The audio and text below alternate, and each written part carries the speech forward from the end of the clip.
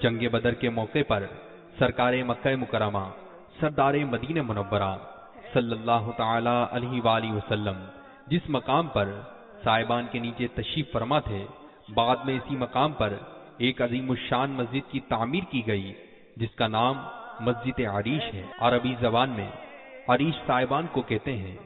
چنانچہ حضور نبی کریم صلی اللہ تعالی علیہ وآلہ وسلم کے صاحبان کی نسبت سے اس مسجد کو مسجد عریش کہا جانے لگا۔ مصر میں انگشت زنا